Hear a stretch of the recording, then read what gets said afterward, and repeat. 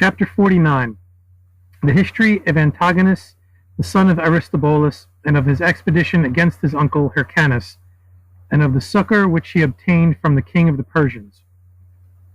When Augustus and Antony had arrived at Rome, Antigonus went to the king of the Persians, and promised him 1,000 talents of coined gold, and 800 virgins of the daughters of Judah, and of its princes, beautiful and wise, if he would send with him a general leading a great army against Jerusalem, and would order him to make him king over Judah, and would take prisoner his uncle Hyrcanus, and kill Herod and his brother. To whom the king assenting, sent with him a general with a great army. And they marched until they came into the land of Syria, and they slew a friend of Antony, and certain Romans who were dwelling there. From thence they marched against the holy city, professing security and peace, and that Antigonus had only come to pray in the sanctuary, then he would return to his own friends. And they entered the city, into which when they had gotten, they played foul, and began to kill men, and to plunder the city, according to the orders of the king of Persia to them. And Herod and his men ran forward to defend the palace of Hyrcanus, but he sent his brother, and commanded him to guard the way which leads from the walls to the palace. And when he had possessed himself of each position, he chose out some of his men, and marched against the Persians who were in the city.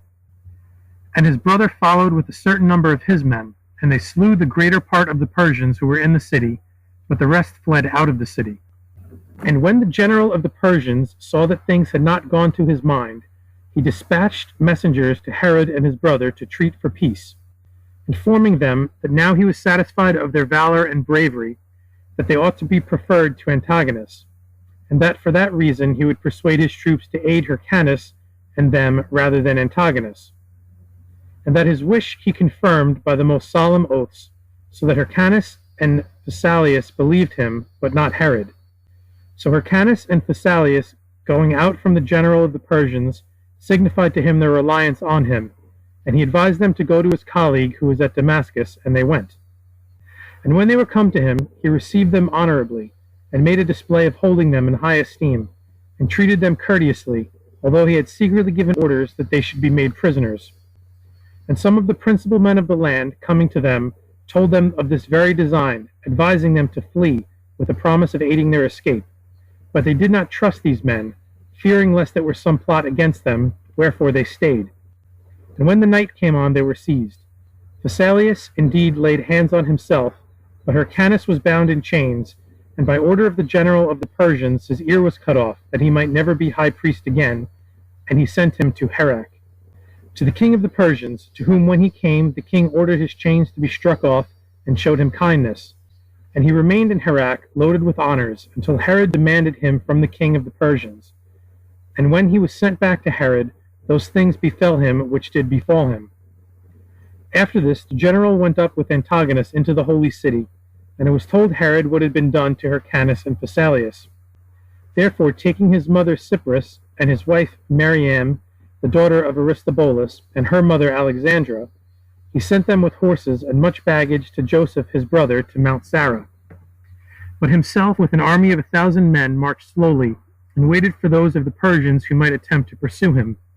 And the general of the Persians pursued him with his array, whom Herod attacked and conquered, and put to flight. After this Antigonus' troops also pursued him, and fought with him most fiercely, and these he smote, and slew great numbers of them. And he marched to the mountains of Sarah, and found his brother Josephus, whom he ordered to secure the families in a safe place, and to provide all things which were necessary for them. And he gave them abundance of money, that if need were, they might buy themselves provisions. And having left his men with his brother Josephus, himself with a few companions went into Egypt, that he might take ship and proceed to the country of the Romans. Cleopatra entertained him courteously, and requested him to take the command of her armies, and the management of all her affairs, to whom he notified that it was quite necessary for him to go to Rome. And she gave him money and ships, and he went till he reached Rome, and abode with Antony, and told him what Antigonus had done, and what he had committed against Hyrcanus and his brother, by help of the king of the Persians. And Antony rode with him to Augustus and to the Senate, and told them the selfsame thing. Chapter 50. The history of Herod when the Romans appointed him king over the Jews, and his departure from Rome with an army to fight against the Holy House.